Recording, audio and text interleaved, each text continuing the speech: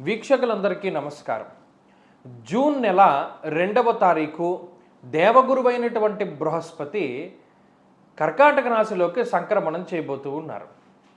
మిథున రాశిలో ఇప్పటివరకు ఆయన సంచరించి జూన్ 2వ తారీఖు నుండి సాధారణంగా అయితే మాసార్ధత కుజ గురుర్ ద్వాదశ మాసాని అన్నారు. అంటే గురుడు ఒక రాశిలో 12 మాసములు తన యొక్క సంచారాన్ని చేస్తారు.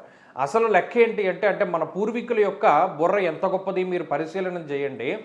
గురువు మేషరాశి నుండి మొదలుపెట్టి మీనానికి వెళ్ళి మరలా మేషానికి వచ్చేటువంటి అంటే 12 రాశుల్లో ఎంతకాలం సంచారం చేస్తారు అంటే ఒక్కొక్క రాశిలో ఒక్కొక్క సంవత్సర కాలం పాటు ఉంటాడు ఆయన.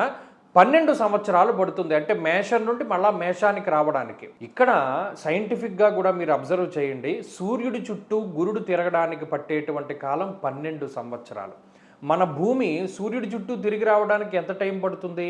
365 రోజులు టైం పడుతుంది. కానీ గురుగ్రహానికి ఎంత టైం పడుతుంది? 12 సంవత్సరాలు టైం పడుతుంది. అందుకనే భూమి మీద ఉండేటువంటి వాడి కాలమానానికి బృహస్పతి గ్రహం మీద ఉండేటువంటి కాలమానానికి వ్యత్యాసం ఉంటుంది. ఇప్పుడు దేవగురువైనటువంటి బృహస్పతి కర్కాటక రాశిలో ఎంతకాలం ఉంటున్నారు? 12 మాసాలు ఉండాలి, అంటే 1 సంవత్సర కాలం పాటు ఉండాలి. కానీ ఈ సంవత్సరం ఏమవుతోంది? జూన్ నెల 2వ తారీఖు దగ్గర నుండి అక్టోబర్ 31 వరకు గురుడు కర్కాటక రాశిలో సంక్రమణం చేసి నవంబర్ 1వ తారీఖు దగ్గర నుండి జనవరి నెల 26వ తారీఖు వరకు సింహంలోకి సంక్రమణం చేస్తారు. మరలా జనవరి 26వ తారీఖు నాడు కర్కాటకానికి వచ్చి మళ్ళా జూన్ నెల వరకు కూడా ఆయన కర్కాటకంలో సంక్రమణం చేస్తారు. నిజానికి చెప్పాలి అంటే ఈ స్థితిని కొంత విపరీతంగా అభివర్ణించింది పంచాంగ సరళి అనేటువంటి గ్రంథం. ఏకస్మిన్ వత్సరే జీవే రాశిత్రయముపాగతే కునై సప్తకోటిభిః. అంటే ఒకే సంవత్సరం ముందు గురుడు 3 రాశుల్లో సంచరిస్తూ ఉంటే దానివల్ల ఈ భూమండలం మీద 7 కోట్ల పీనుగులు లేచును అనేటువంటి విషయం పంచాంగ సరళి అనేటువంటి గ్రంథంలో చెప్పారు.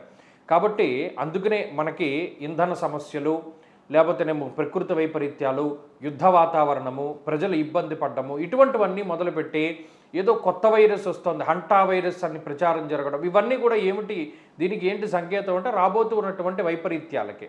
కాబట్టి ఈ బృహస్పతి యొక్క మార్పు ప్రకృతి మీద ఏ విధమైనటువంటి ప్రభావాన్ని చూపెడుతుందో ఇండివిజువల్గా కూడా అదే రకమైనటువంటి ప్రభావాన్ని చూపెడుతుంది. ఆ విషయాన్ని ఈ వీడియోలో క్లుప్తంగా తెలుసుకుందాం. ఒక్కొక్క రాశి పైన గురుని యొక్క సంచార విశేషాలను మనం ఇప్పుడు చూద్దాం. తులారాశి వారికి దేవగురువైనటువంటి బృహస్పతి జూన్ నెల 2వ తారీఖు దగ్గర నుండి 10వ ఇంట్లో తామ్రమూర్తిగా సంచరించబోతూ ఉన్నారు. ఇక్కడ దశమం అనేటువంటిది గురుడికి అంత కలిసొచ్చేటువంటి స్థానం కాదు. చాలామంది ఇది కేంద్ర స్థానము, గురుడు కేంద్రాల్లో యోగిస్తాడు, ఇది అన్నీ కూడా ఎప్పుడవో మాటలు. గోచారం వేరు, జాతకం వేరు.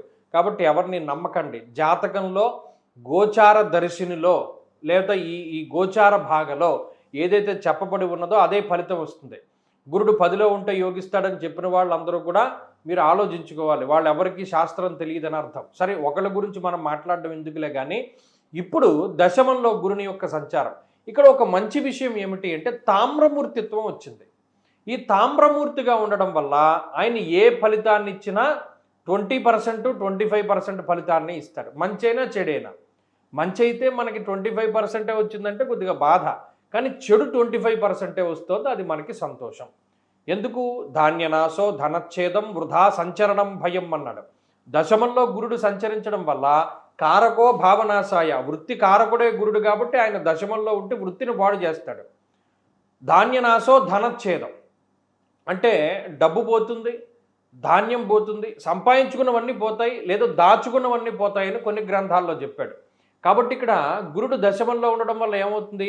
ఉద్యోగాన్ని పాడు చేయడమో, మన జీవనం దేనివల్ల అయితే ముందుకు సాగుతుందో దాన్ని పాడు చేసేస్తాడు. ఉదాహరణకి ఎవరైనా పాపం ఒక సైకిల్ షాప్ పెట్టుకున్నారనుకోండి, సడన్గా గాలివాన వచ్చి ఆ సైకిల్ షాప్ కొట్టుకుపోతుంది, లేదా వరదల్లో కొట్టుకుపోతుంది. అంటే మన జీవనాధారం ఏదైతే ఉన్నదో అది దెబ్బతినేటట్టు చేస్తాడు గురుడు, పాడు చేసేస్తాడు ఆయన. అలాగే వృధా సంచరణం భయం, అనవసరమైన ప్రయాణాలు ఎక్కువగా ఉంటాయి, మానసిక భయం ఎక్కువగా ఉంటుంది. ఎవడో వచ్చి ఏదో చేసేస్తాడేమో, ఏదైనా అయిపోతుందేమో అనేటువంటి మానసిక భయము, భ్రమ, ఇవి రెండూ కూడా తులారాశి వారిలో చాలా అధికమవుతాయి. కానీ ఇంకా ప్రధానమైనటువంటి విషయం ఏమిటి అంటే స్వజనైర్దూషణం చేయవ, సొంత బంధువులు, సొంత మిత్రులు, ఆత్మబంధువులు, ఆత్మీయులు వీళ్ళందరూ కూడా ఒక్కటైపోయి మిమ్మల్ని వేరు చేసి వేలెత్తి చూపించేటువంటి పరిణామాలన్నీ కూడా రాబోతూ ఉన్నాయి. ఇది చాలా ఇబ్బందికరమైనటువంటి చర్య.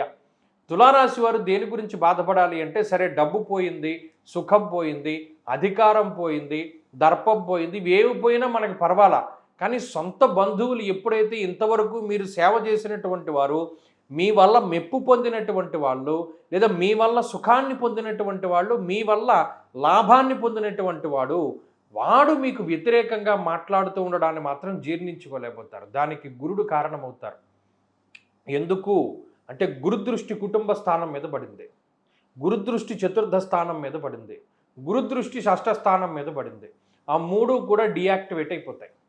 అంటే మీ మాట ఎవడు వినడు, కుటుంబ సభ్యులు ఎవరు పలకరు, ఎవరు కలిసికట్టుగా మీతో రారు ముందుకి, మీ మాట వినరు, మీకు సపోర్ట్ చేయరు, శత్రువులు పెరిగిపోతూ ఉంటారు. ఎంత మంచి చెప్తూ ఉన్నా, ఎంత ఒబీడియంట్గా మీరు మాట్లాడుతూ ఉన్నా శత్రువులు పెరిగిపోతూ ఉంటారు.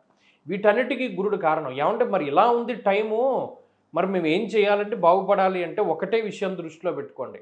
ఎంత కష్టం వచ్చినా మిమ్మల్ని ఎవడైనా ఉద్యోగంలోంచి తీసేసేంత వరకు మీరు ఉద్యోగం మానకండి, అదే ఉద్యోగం చెయ్యండి. 2, చేరి మూర్ఖుల మనసు రంజింపకండి. ఎవరి దగ్గర మెప్పు పొందడానికి మీరు సంజాయిషీలు చెప్పుకోకండి, మౌనంగా ఉండండి, కాలమే సమాధానం చెప్తుంది. అలాగే సాహసోపేతమైన నిర్ణయాలు ఏమీ తీసుకోకండి, చాలా జాగ్రత్తగా కాలక్షేపం చేయండి. గురుబలం పెంచుకోవడానికి దక్షిణామూర్తి ఆరాధన, దత్తాత్రేయ ఆరాధన చేయండి, శనగలు దానం చేయండి, శనగపప్పు దానం చేయండి, లేదో పసుపు రంగులో ఉండే స్వీట్లు, పసుపు రంగులో ఉండే పళ్ళు పువ్వులు దానం చేయండి. గురువారాలు మౌనవ్రతం చేయండి, చక్కటి ఫలితం వస్తుంది.